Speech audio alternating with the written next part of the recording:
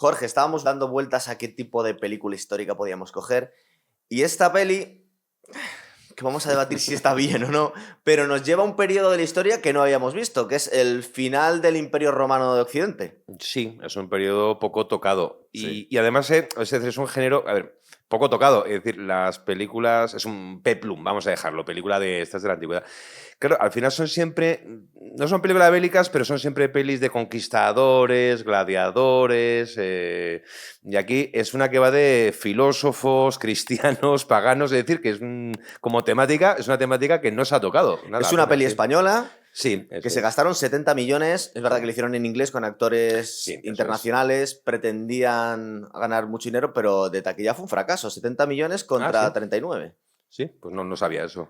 Aquí la vimos, yo creo, con relativa ganas, ¿no? Ágora, de Amenábar. Sí, además tuvo bastante, bueno, o sea, tuvo publicidad, tuvo hasta su pequeña polémica, sí, yo creo que estuvo bastante en cine. La polémica es un poco, bueno, como tantas veces, sí, muy claro, chorra, ¿no? Que era una película de cristiana, sí, eso igual luego lo comentamos y tal, ¿no? Pero aquí, en varios países sí hubo. Sí, pero muchas veces, cuando a la gente no le gusta el relato que tiene de la historia en su cabeza, le parece que es un ataque contra, pero no vemos aquí nada. Bueno, es que igual a lo mejor toca un tema, claro, toca un tema más espinoso, es decir, porque entran temas de religión, es decir, el comienzo del cristianismo, final del paganismo. Bueno, diciéndolo rápido, a los cristianos que los viste de negros. Y el uniforme es muy parecido a los indios del Templo Maldito. ¿Verdad? Con el turbante, que le falta ir sacando corazones, pero sí, nos los imaginamos a gente del ISIS o talibanes. Como sí, bueno, la película sí, efectivamente, le falta un poco el turbante, así como van de negro, sí, así. Con turbantes también, los parabolanos. Parabolani, sí, es verdad. Pero bueno, yo creo que aquí es importante en esta película hablar un poco de las fechas para situarnos, porque aparte que hay cosas anacrónicas, como las armaduras de los romanos. Sí, pero eso es en todas las películas de romanos. Es que les mola mucho la lórica segmentata, entonces lo meten en todas. Eso es, siempre. Y entonces la ponen, la lórica segmentata está la de las placas así longitudinales, y eso empieza a usarse al comienzo del Imperio, más o menos en la época de Augusto, y dura hasta, bueno, final del siglo II, tercero, esa parte. Los legionarios de la época de que vemos la película parecían casi más lo que pensaríamos que es un guerrero medieval. Claro, porque aquí empezamos a acercarnos un poco a la Edad Media. No, pero también se usaba la cota, o sea, iban con cota de mallas, pero en la época republicana también era lo más usado. Es decir, al final los legionarios romanos se parecían más en la historia a los guerreros medievales muchas veces, que esa imagen un poco que ha quedado del legionario de la lórica segmentada. Para hablar un poco de... Como de paso de Semana Santa, al final son siempre los romanos, para entendernos. Para poner las cosas un poco en su contexto. Yo es que estaba pensando que no nos han traído a la historia del cine, pero ni una película grande ni pequeña, al Imperio Bizantino, jamás. Bueno, sí, esto siempre vino bizantino, realmente sigue siendo Imperio Romano. Del Imperio Romano. Bueno, es que el Imperio Romano fue hasta que cayó Bizancio. Lo de bizantino lo llamamos, a ver, lo de Imperio Bizantino lo decimos nosotros. Ellos siguen romanos hasta el final, y era el Imperio Romano. Pero al final hablaban griego ya, ¿verdad? Entonces, bueno. Sí, bueno, a ver, es que la mitad oriental del imperio, a ver, la administración, el ejército, pues sí, hablaba latín, pero bueno, básicamente la lengua de cultura era el griego. Los emperadores romanos tenían dos secretarios personales. Sí. Uno que era el del secretario latino y otro que era el secretario griego. Pero todos los decretos, el imperio romano era bilingüe. O sea, todos los decretos imperiales se publicaban habitualmente en griego y en latín. Claro. El griego era la lengua de gran parte de la población de la mitad oriental del imperio, incluso en las zonas que no era la lengua mayoritaria, era como la lengua franca, es decir, Para hablaros de las fechas, aquí se supone que estamos al principio de la película del 391. Sí. Recordar que el Imperio Romano de Occidente cae en el 476, pero estamos en Egipto, en Alejandría. Esta parte del imperio, digamos que la parte correspondiente a Oriente, si es la parte correspondiente al Imperio Bizantino, llega hasta el 1453, pero no Egipto. Egipto cae mucho antes, ¿verdad? Sí, bueno, pero vamos a ver, es que curiosamente cuando la película empieza, claro, la película no lo cuenta, pero es con un arco que son casi 25 años, porque... Exactamente 29, desde el 391 que queman... Yo creo que son los restos de la biblioteca de Alejandría. Sí, bueno, ¿no? Serapeo, luego mencionamos, sí. Hasta que muere Hipatia, que se supone que es el 415. 415, eso es. Han pasado 29 años y no han. Y Raquel no han envejecido Bates está igual de fresca, toda la película de maravillosa. Sí. Es la mujer de Daniel Craig, por cierto. Sí, en realidad. Pero bueno, también eso son las convenciones de las películas, es decir, tampoco la vas a... Que 29 años no son nada. Igual por situar históricamente lo que me decías tú, cuando empieza la película, el emperador sigue habiendo un único emperador para todo el imperio. El último, ¿verdad? El último emperador, que fue Teodosio, nacido aquí al lado de Segovia, en Coca, por cierto. Era emperador hispano. Él cuando muere, si no recuerdo mal la fecha, en 395, Sí. divide... El imperio se había dividido ya antes. Es decir, era imposible que una persona gobernase aquello, entonces siempre lo de los coemperadores se iba practicando mucho tiempo. Entonces, Honorio deja a los dos hijos, entonces Honorio y Arcadio y Honorio. Honorio queda en Occidente, Arcadio en Oriente, para que cogobiernen. Bueno, uno en Occidente, otro en Oriente. Pero eso tampoco se pensaba que iba a ser definitivo, realmente. Terminó siendo definitivo porque luego el emperador de Occidente terminará desapareciendo, ¿no? Y quedará el de Oriente. Pero con todas las guerras civiles que tuvieron en el Imperio Romano, a veces había facciones que se dividía el imperio entre, por ejemplo, partidarios de Pompeyo, de Julio César. Sí, no, pero sin llegar a las facciones, ya por ejemplo, a principios del siglo IV se ha practicado lo que se llama la tetrarquía. Sí. Lo de, bueno, el sistema que puso Diocleciano, que era un follón aquello. Porque eran como 2 Augustos que eran coemperadores y 2 Césares que eran cocésares que eran con los sustitutos. Entonces iban como rotando aquello. Entonces, para tener un poco en cuenta las fechas, en el 391, cuando empieza la película y se quema el Serapio de Alejandría, Serapio, sí. todavía estamos hablando del Imperio Romano Sí. unificado, pero cuando termina la película se supone que ya se había dividido. Sí, ya gobierna en Oriente Arcadio, no sé si se había muerto y ya pues en Occidente había quedado Honorio. Los 2 hijos de Teodosio. Dos fechas interesantes, Jorge, que no van a venir muy bien para la película.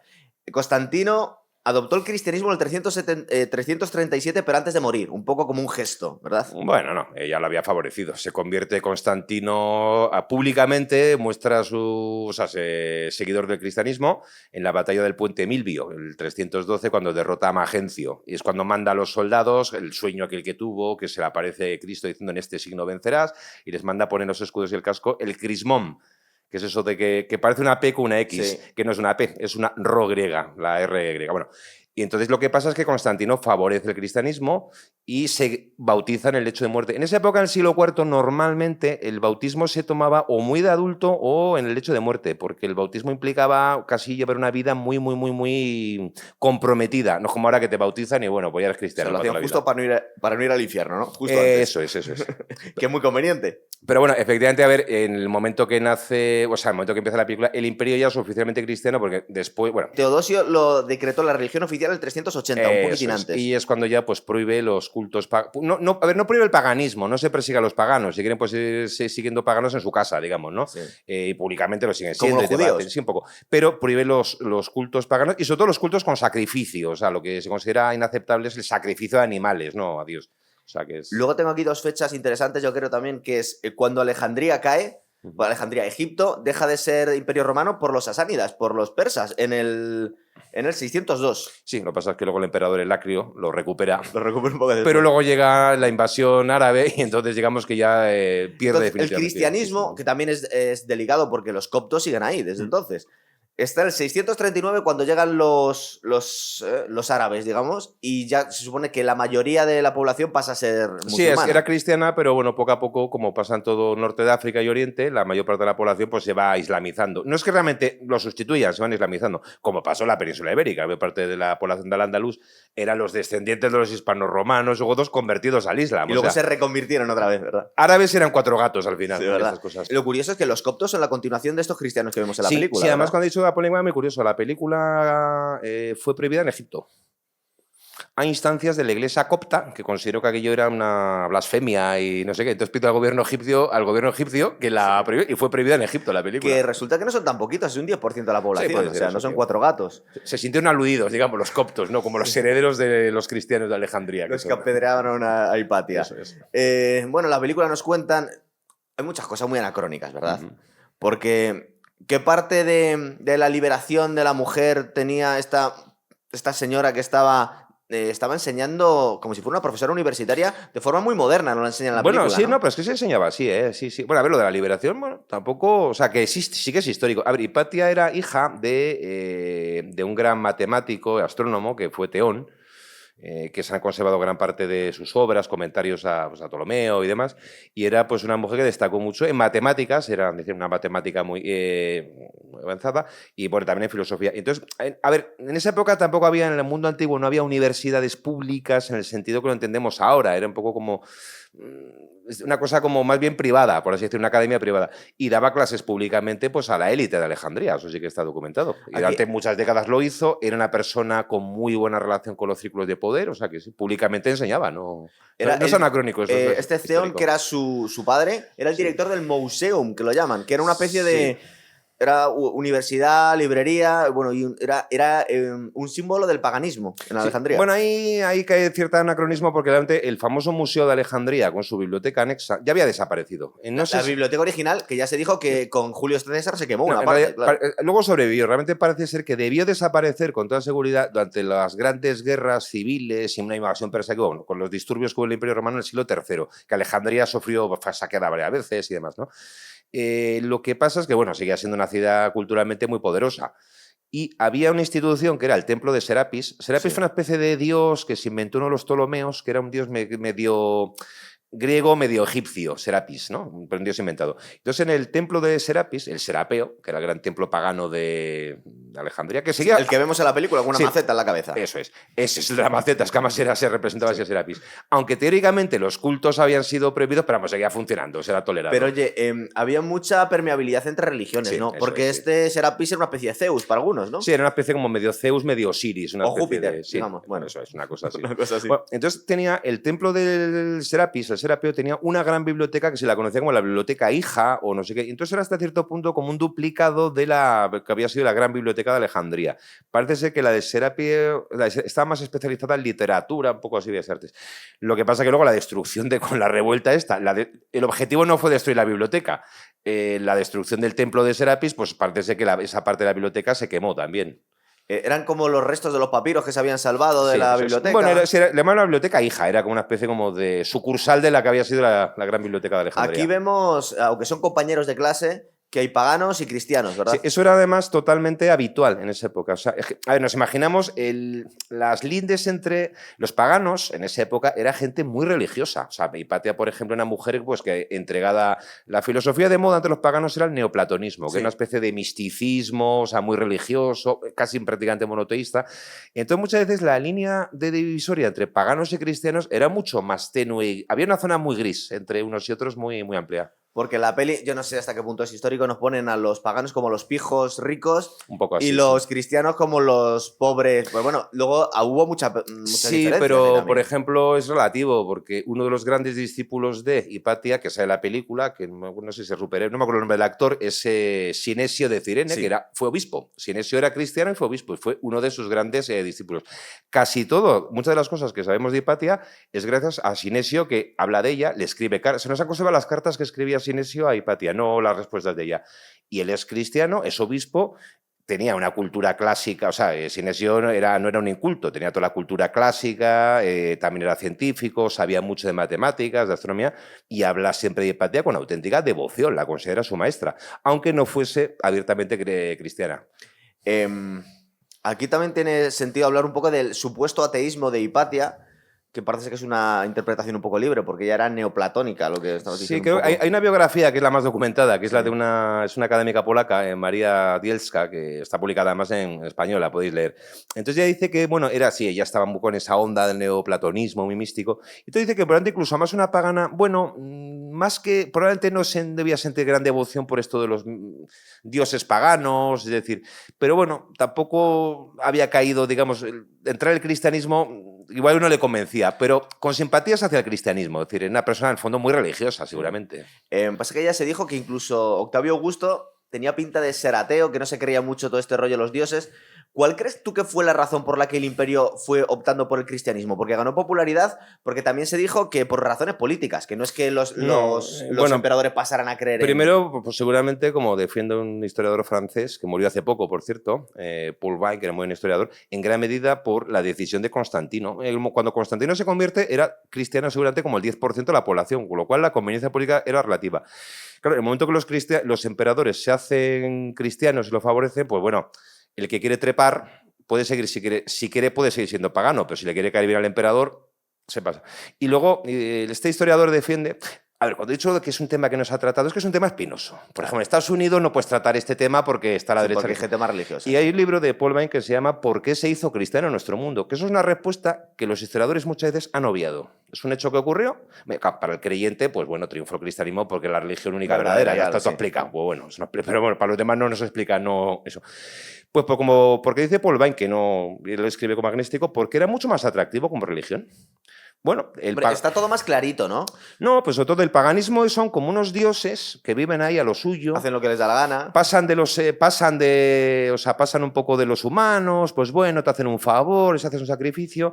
Y el otro dice, no, el otro era como un dios personal. Es un dios personal que él habla a todos y a cada uno de los súbditos del imperio, da igual que sea el emperador, da igual que sea un esclavo.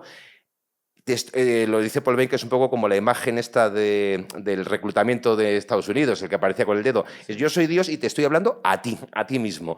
Y dice, bueno, te propongo un juego fabuloso de la salvación eterna, del pecado. Y dice, como religión, era mucho mejor religión que el paganismo. Luego había una cosa, el cristianismo era una religión exclusiva y excluyente. O sea, los paganos van a otro sitio, ven unos dioses y los identifica con los suyos. O sea, pues este se parece a Júpiter. Pues no sé, no es cierto. En ese sentido, no eran excluyentes. El cristianismo sí lo es. ¿No crees que el sacerdote cristiano o el obispo cristiano tenía más autoridad que el sacerdote pagano? Entonces, es que el sacerdote pagano era un funcionario claro. del Estado. O sea, era un señor laico, entre comillas. La palabra laico no tenía sentido fuera del cristianismo, pero era un señor laico que, bueno, pues hacía sacrificio a los dioses y el resto del tiempo vivía como señor normal. No era esta especie el emperador a través del cristianismo tenía más poder. Eso es. También podía controlar un poco. Bueno, a ver, lo voy a decir una cosa. Claro, frente al paganismo, las religiones monoteístas, digamos que funcionaban mejor. Lo que pasa es que el judaísmo es verdad que era exclusivo y excluyente, pero los judíos nunca tuvieron gran ánimo proselitista. Eran los nuestros y los otros son gentiles y no. Sí, eso es, pasamos todo. Pero claro, luego las dos religiones monoteístas surgidas del judaísmo, que son, como sabemos, el cristianismo y el islam, además de ser exclusivas y excluyentes, son proselitistas. Lo curioso es que ninguna está en contra de la esclavitud. Que eso hay que tenerlo un poco en cuenta. Es decir, de hecho se mantuvo perfectamente. No, a ver, se mantiene. Lo que pasa, sí, pero también hay que... A ver, el cristianismo antiguo no era el rollo este que a veces existe de liberación de los esclavos. Pero sí también es verdad que mucha gente probablemente humilde... por ejemplo, se sabe la enorme expansión que tuvo al principio en la aristocracia romana entre las mujeres. Eso es muy curioso. Bueno, pero a todo ser humano le dice que es alguien. Vale, tú vas a seguir siendo esclavo hasta que mueras, o tienes que obedecer al emperador, o tienes que... Pero tú digamos que tienes como ser humano, hijo de Dios, que tienes un alma inmortal, en el fondo eres tanto como el emperador. No sé cómo explicarlo. Y tu vida importa, eres Sobre algo. todo cuando te mueras, vas a ser igual. Cuando te mueras, vale. Pero frente al paganismo, claro, esa religión pues tenía la de ganar, claramente. Sí. No porque fuese más verdadera ni auténtica, sino que estaba, desde el punto de vista del marketing religioso, pues una religión mucho más efectiva que el paganismo. Sobre todo desde un punto de vista político también era mucho más útil, porque tenía mucho más control del pueblo. Bueno, sí, hombre, claro, es que ahí en ese sentido Constantino, seguramente este historiador piensa que él fue sinceramente, o sea, que se convirtió sinceramente al cristianismo, pero claro, evidentemente le venía bien. Es decir, tenía sus ventajas, es decir, claro. ¿No? Tener ahí a los sacerdotes, ¿cierto? Y este revanchismo que había de vosotros nos habéis masacrado a nosotros, ahora masacramos nosotros a vosotros. Sí, bueno, es que había un problema. Alejandría tenía una fama terrible en la antigüedad porque era una ciudad que vivía en continuo estado como de revuelta. Era famosa la pesadilla de gobernar Alejandría. Siempre había revuelta. En Alejandría, por ejemplo, una especialidad, antes de que el cristianismo se expandiese tanto, el siglo I, segundo después de Cristo, era siempre las peleas eternas entre los griegos y los judíos, que estaban, bueno, suena esto un poco así, que dice que se estaban siempre dando. Era una ciudad famosa por su tendencia, digamos, a la revuelta. Entre los cristianos también se peleaban en Alejandría. Sí. Hubo un obispo antecesor del que sale la película, no me acuerdo cómo se llamaba, que unos años antes de estos sucesos, que el obispo fue arrastrado y despedazado por las calles, pero por la facción cristiana contraria, no por los paganos. O sea, yo que soy muy fan de la historia, por ejemplo, de Bizancio, las fiestas que tuvieron ahí... Es decir, se estuvieron matando entre ellos durante toda la historia. Hay un problema. Constantino, por ejemplo, favorece el cristianismo. Constantino, además, es el que lo convoca, pero es el que convoca un poco el famoso concilio de Nicea, en el cual se empieza a definir lo que va a ser la ortodoxia católica y... Se descarta lo que no gusta y se elige un poco... Pero claro, luego está la facción... Siempre están peleándose por el tema de la divinidad de Cristo, la naturaleza, bueno, unas cosas teológicas bastante abstrusas para nosotros. Luego, por ejemplo, el sucesor de Constantino, su hijo Constancio II, era seguidor más bien de la tendencia de los arrianos, que era otra facción. Bueno, luego llega Juliano, que quiere volver a poner el paganismo. Teodosio opta por lo que él empieza a conocer como ortodoxia. Que va a ser un poco para entendernos con cierta, lo que va a ser el catolicismo o en versión griega el rollo ortodoxo oriental, ¿no? Y ya, por ejemplo, empieza a perseguir Teodosio a los herejes. A Teodosio se le debe haber ordenado la ejecución del primer hereje, que fue un gallego, además. Cristiano, ¿no? ¿Eh? O sea, estaban matando paganos y estaban matando herejes cristianos. El famoso Prisciliano. Prisciliano era el jefe de la secta que creo que se llamaba como el pelagianismo, que era pues otra facción. Entonces fue llamado a Tréveris a la presencia de Teodosio a que se explicase, y como le gustan las explicaciones, lo mandó a ejecutar. Y es el primer hereje ejecutado por el poder civil. Vemos la clase de Hipatia con las dos facciones, que bueno, hay un poquito de tensiones entre paganos y cristianos, pero son todos compañeros de clase. Tenemos la historia esta de Davus, que es el esclavo, sí. enamorado de... Bueno, están todos detrás de Hipatia, ¿verdad? Sí, es que, claro, es un poco como... Bueno, además sale aquí una Raquel Weisz angelical, que yo quizá, a ver, es una actriz que a mí me gusta mucho, otro ejemplo, quizá la película la veo un poco monocorde, casi toda la película. Personalmente, o sea, no...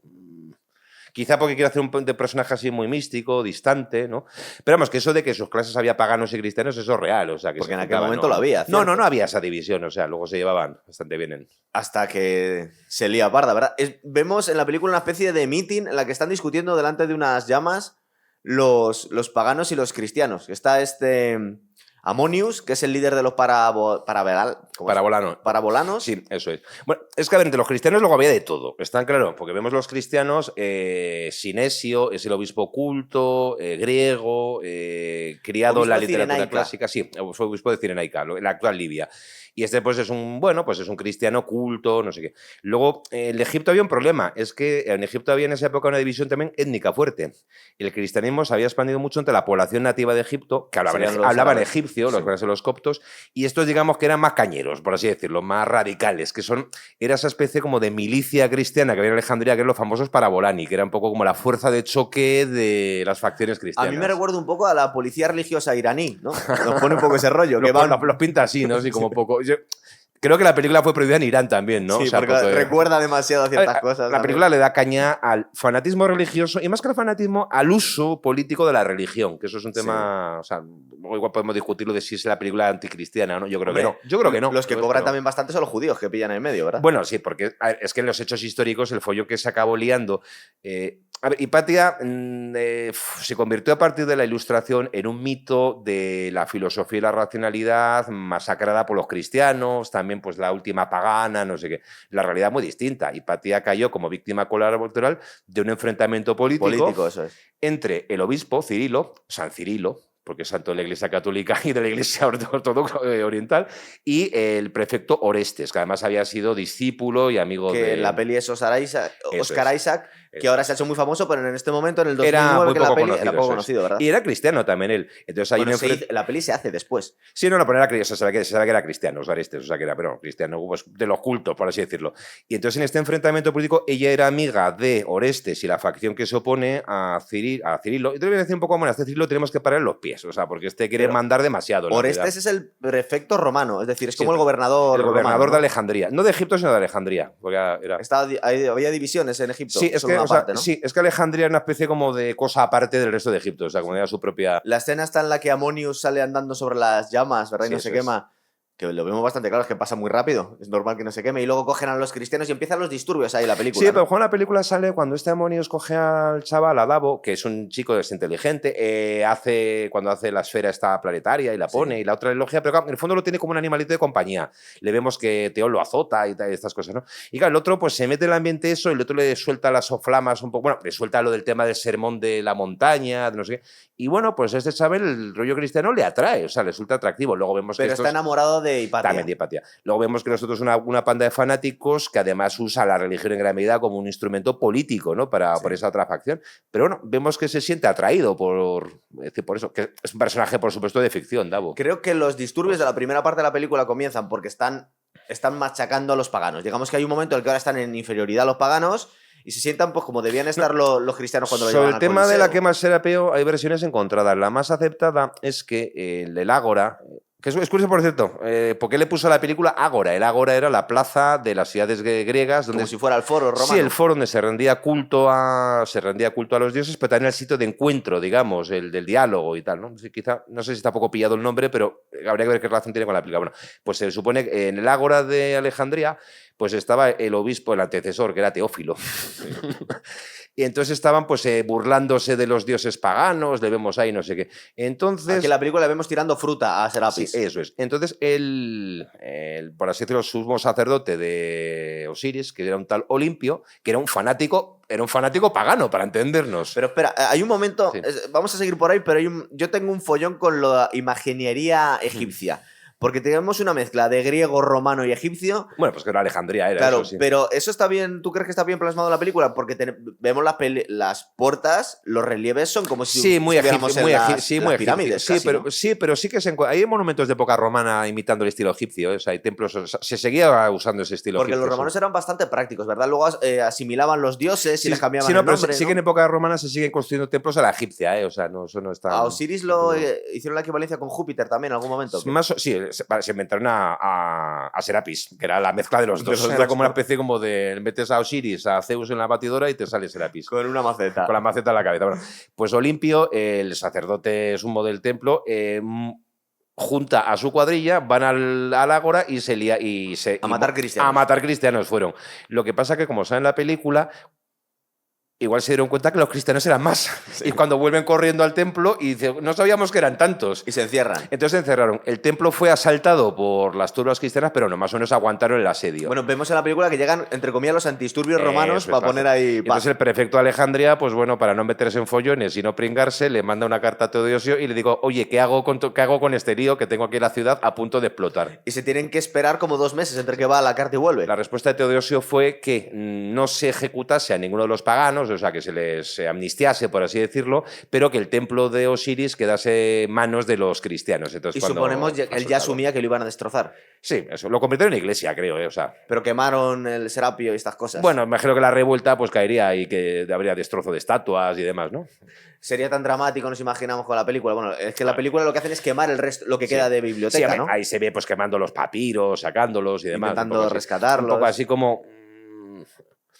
Por cierto, vamos con es curioso porque la película sale... En la película, por ejemplo, vemos que Hipatia también se opone cuando se dice, bueno, vamos a matar cristianos. Y ella dice, esto es una locura. Y dice, no podemos empezar... Tampoco es una ferviente creyente pagana como para meterse en una guerra contra los cristianos. Y de, bueno, pues no es cristiana, es que la película nos la pone más bien como atea, en realidad. O una científica. Una persona agnóstica, no, le dice, yo no tengo, le dice al otro, tienes que hacerte cristiana. Pero dice, ya, dice, es que yo no tengo esa certeza para decir si esto es cierto o no. Es decir, no, tampoco lo niego, pero es un poco, sí, bueno, es un poco... que no me quiero meter.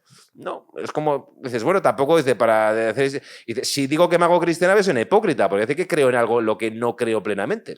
Oye, nos habíamos dejado una escena muy guay que es el teatro. El teatro, la escena en la que creo que en los intermedios, como si fuera la NBA, sale Orestes con 2 flautas que suenan a gaita, ¿verdad? Y le declara su amor a Hipatia, que es un poco vergonzante, ¿verdad? Bueno, en la película, claro, para dar cierta tensión, historia personal a la historia, digamos, con mayúscula, pues monta un triángulo amoroso en el cual los vértices son Hipatia, que no le hace caso a nadie, luego está el esclavo, Davo, que por cierto es curioso el nombre porque Davo era el prototipo de nombre de esclavo en las comedias griegas, o sea, esclavo era el nombre de esclavo prototípico. No se rompe la cabeza. Sí, no se y Orestes, que es muy buen partido y que le empiezan a decir los amigos del padre que debería casarla. Sí, eso es. Y él dice que es que si la casa se tiene que...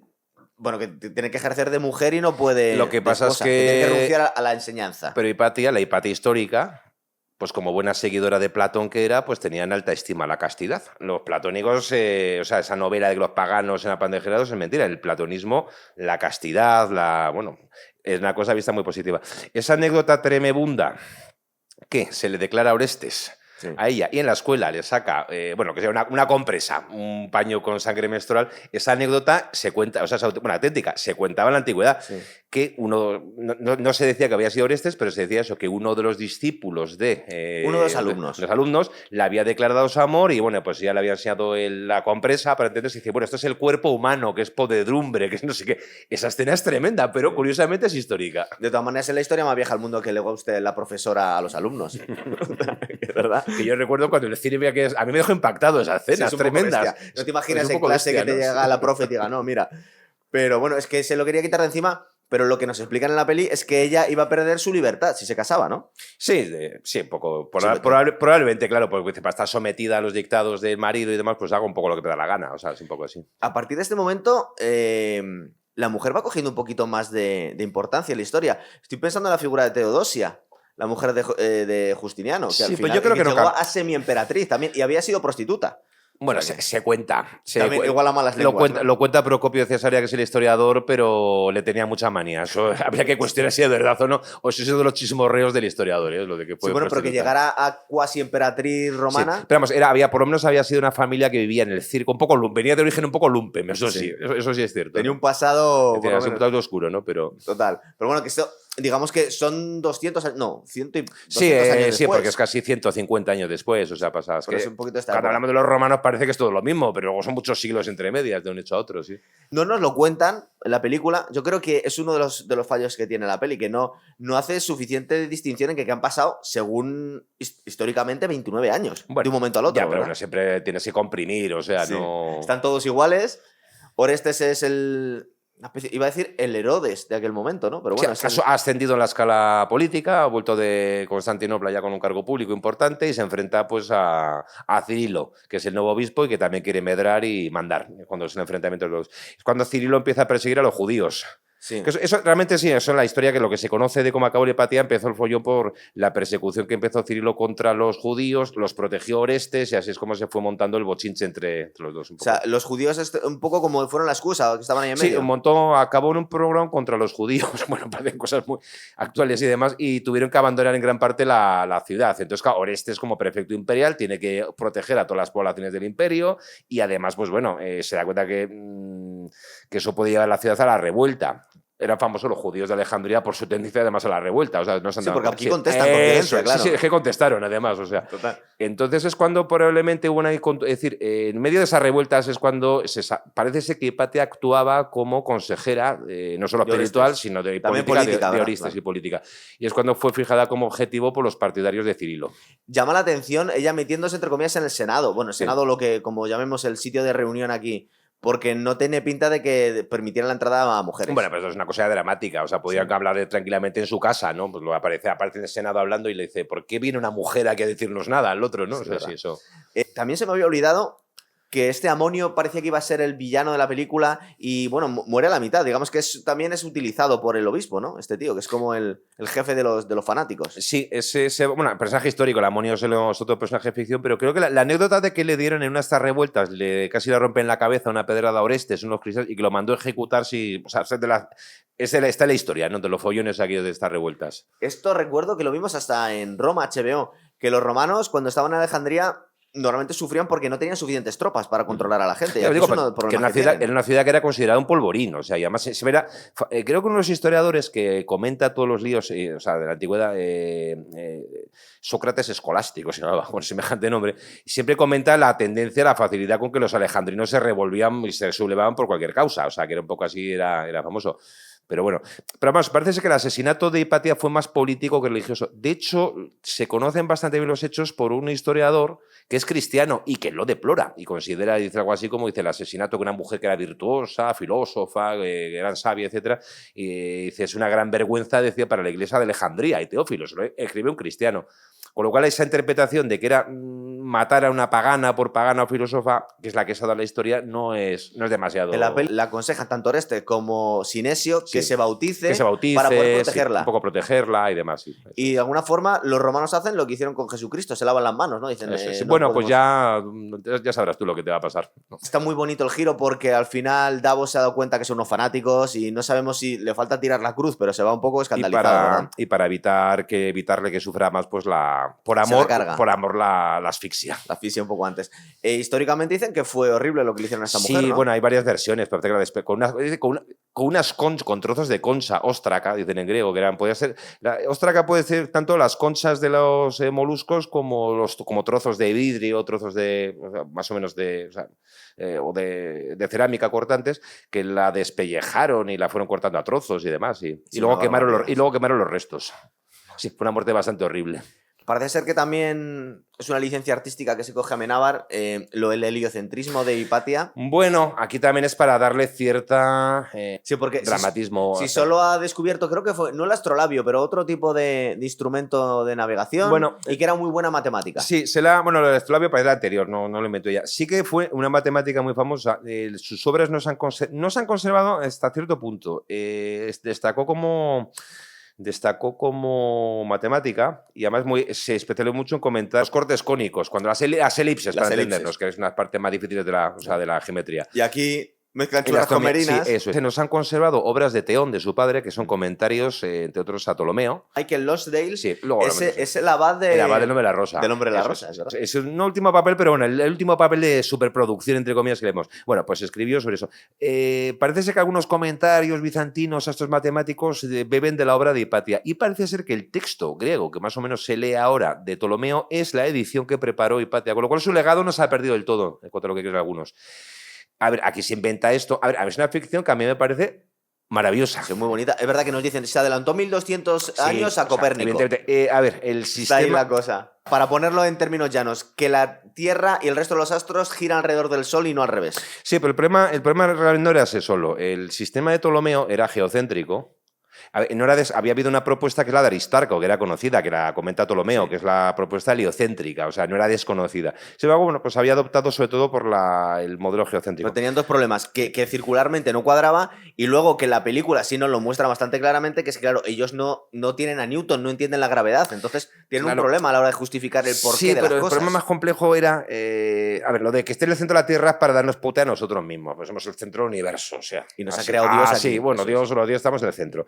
Y luego queda un problema, claro, para los griegos, ¿cuál es la figura geométrica más perfecta? El círculo, con lo cual las órbitas tenían que ser circulares. ¿Cuál es el problema? Que tú ves luego los movimientos de los planetas y no son circulares.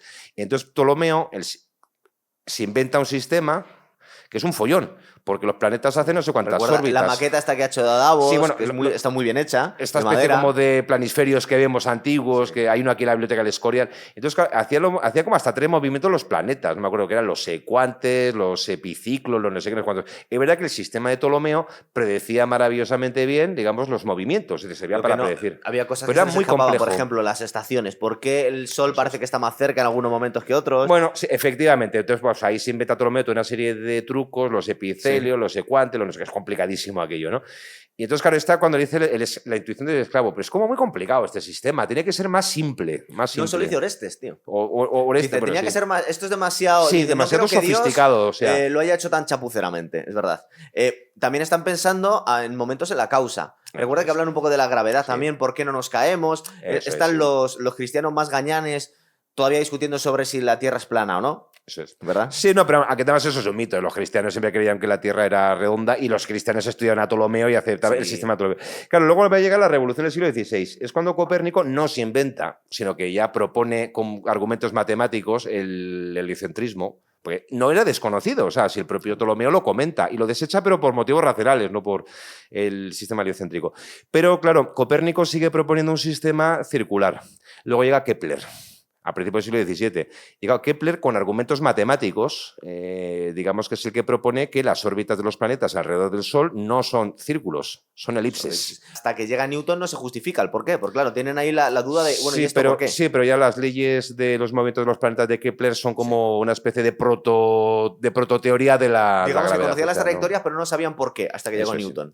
Pero bueno, a mí me parece muy bonita la historia de que justo la noche antes La noche antes de que la van a asesinar, está con el esclavo este, que es como su esclavo y ayudante, y está como dándole vueltas al tema, es cuando se le ocurre lo de los movimientos elípticos. Con el jardín japonés en arena, eso. ¿Verdad? Qué bonito. Y le dice, y si fuera así, el otro se queda convencido y dice, pues puede ser Domina, no sé qué. Y es muy bonito porque dice, bueno, hace ese descubrimiento que sabemos que luego es así, pues será que lo demuestre científicamente, pero bueno, esa intuición se pierde, digamos, en, no sé, se lo cuenta al otro esclavo, que los esclavos de Hipatia eran mucho más cultos que los hombres libres de fuera, claro. Bueno, todo el programa lo comentamos con Espartaco. Estaba el esclavo de la mina y el esclavo pedagogo maestro, dice que pues, es una persona cultísima. Posca, ¿no? Eso es. Eso ya como hubo unos cuantos no solo esclavos libertos, sino que llegaron, creo, su linaje a emperadores incluso, sí, ¿verdad? Había gente... O sea, que había mucha permeabilidad. En una generación no, pero en 2 o 3... Sí, además, era tan corriente que en Roma para meterte con alguien siempre decías que era nieto de un liberto.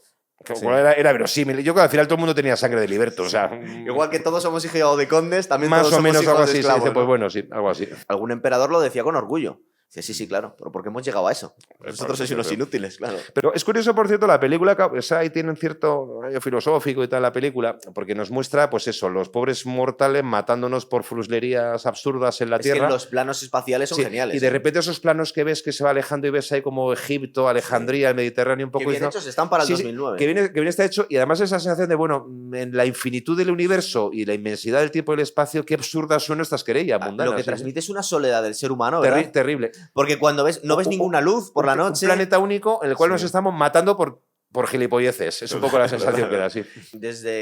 Desde la luna casi se va acercando y al final hace un zoom hasta el Serapio, que han convertido en una catedral, ¿no? Sí, como una especie de iglesia. Creo que ahora del Serapio queda solo una columna y poco más. Alejandría es una ciudad muy pobre, ¿no?, ante el resto de la antigüedad. O sea, hay cosas, pero muy... Se ha quedado, ahora es un vertedero casi, pero han hecho una biblioteca. Sí, eso sí. Lo que pasa es que creo que no. Pero bueno, es una institución moderna que decir que es bueno por darle el nombre, pero que no tiene ninguna continuidad con la antigua biblioteca de Alejandría. La peli la criticaron muchísimo por el rollo religioso, pero a mí me parece un poco forzado, porque yo creo que por muy cristiano, muy devoto que sea una persona, el que le duela que te saquen fanáticos. No sé. Hay dos cosas. Una cosa que creo que leyendo una crítica decía uno, hay un personaje en la película que realmente es muy cristiano.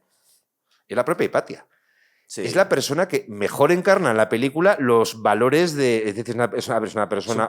virginal, ¿verdad? Es casi la Virgen María, claro. Bueno, aparte de ser casta y virginal, efectivamente. Y maternal con los alumnos. No, pero es una persona que la vemos una persona con un gran sentido de la justicia, una persona con un enorme sentido de la misericordia, intenta siempre buscar la paz entre todos, representa los valores cristianos, aunque ya dice que no es cristiana, que fanáticos como el obispo Cirilo. Curioso, ¿no? O Orestes, que es una revista. Bueno, es cristiano, pero ¿por qué es lo que toca ahora? Aparte que lo hemos visto que se ha transformado para medrar, porque hace unos años no lo era. Claro, es un cristiano por conveniencia, bueno, o en todas las sociedades creo que hay una gran parte de la población que, bueno, pues es cristiana o musulmana o atea, pues porque lo que toca. Es lo más cómodo. Lo más cómodo o lo que está en el ambiente. Es decir, igual ni siquiera se lo plantea. O sea, no se lo plantea. Ideológicamente hemos visto muchas veces cómo cambia de chaqueta toda la gente, religiones, ideológicamente. A ver, es que me digo que el ateo militante o el hereje son personas que se plantean la cuestión. Sí.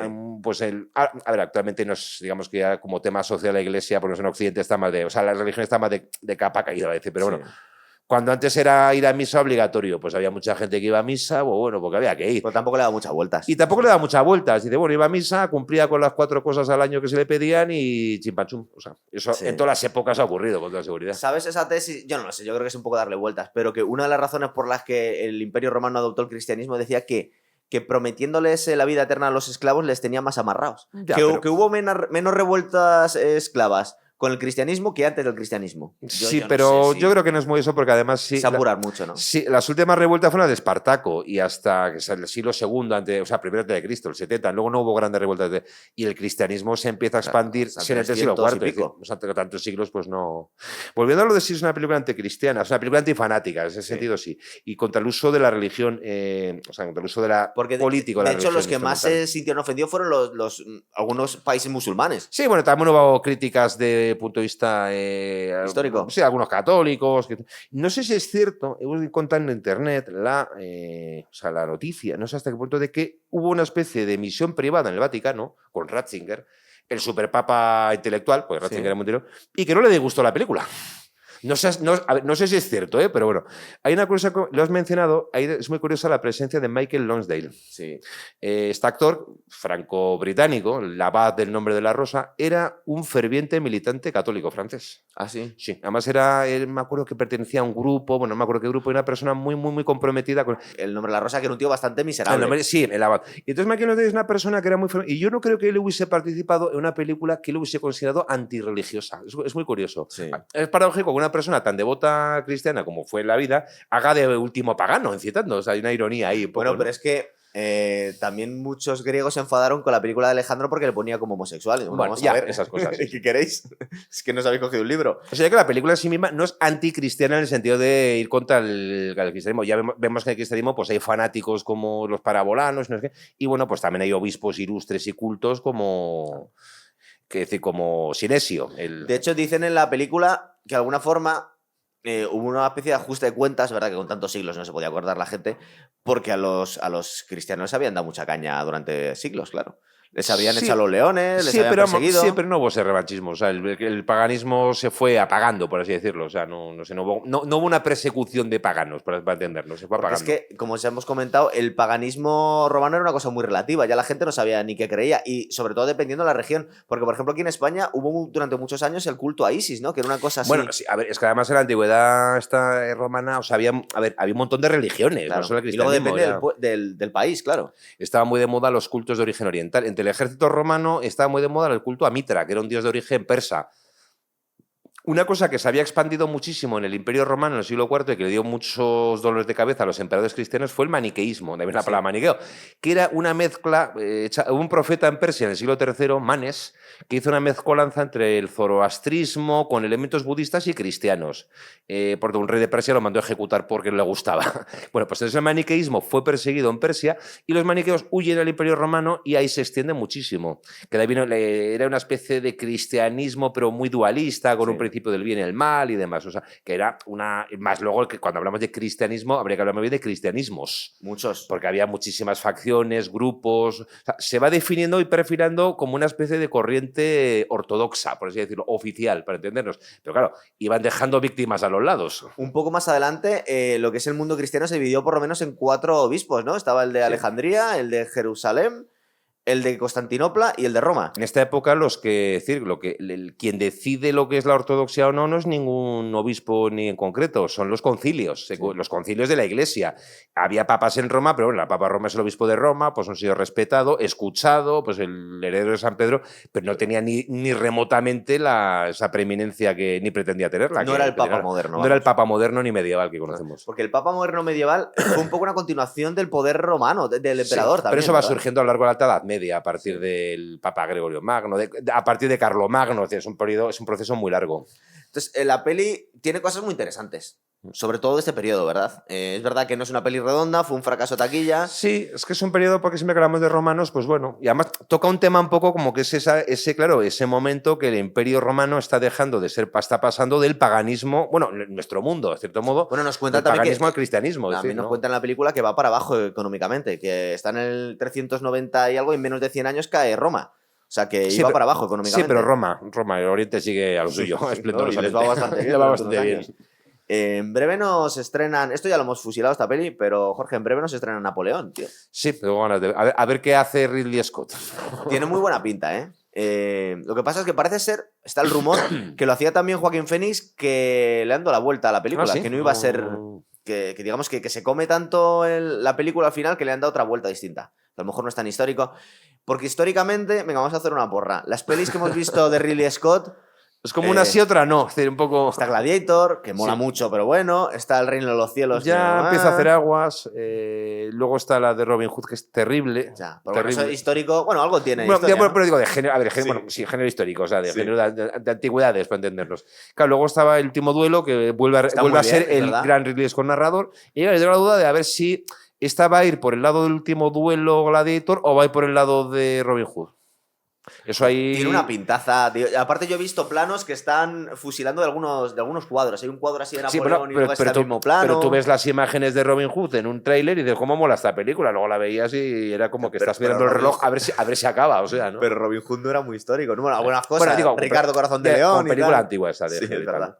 Sí, tengo curiosidad por verlo. No sé cuánto va a durar, por cierto, porque es complicado comprimir la vida de Napoleón en... Yo tengo las memorias, que te las enseñé. Escritas por él. Lo que pasa es que parece el libro de Pedro Sánchez o de cualquier político, porque os está narrando él en. Hombre, claro, vida- no se va a poner mal a sí mismo, claro. Eso propaganda. Me lógicamente. recuerda, más que los libros de Pedro Sánchez o de Bill Clinton o de un político moderno, se parece mucho a los diarios de Julio César, Ah, sí. que era cojonudo todo, que aparte te explica por qué estaba masacrando galos, porque es que casi lo pedían a gritos en los diarios de Julio César. No he leído las medias, pero habla de... Julio César además hizo una cosa maravillosa, que es habla de sí mismo en tercera persona. Sí, no, Con no. lo cual parece que no es él. O sea, César llegó y ordenó que no sé qué, entonces siempre mantiene como un distanciamiento muy No, en curioso. las memorias estas, Napoleón va de campechano. Lo que pasa es que le vemos que muy humilde no debía ser el hombre, Pero creo que las dictó a no sé quién en San... Bueno, no me acuerdo la historia, no los he leído, pero... está muy bueno. Él dice que las firma él, pero no sé.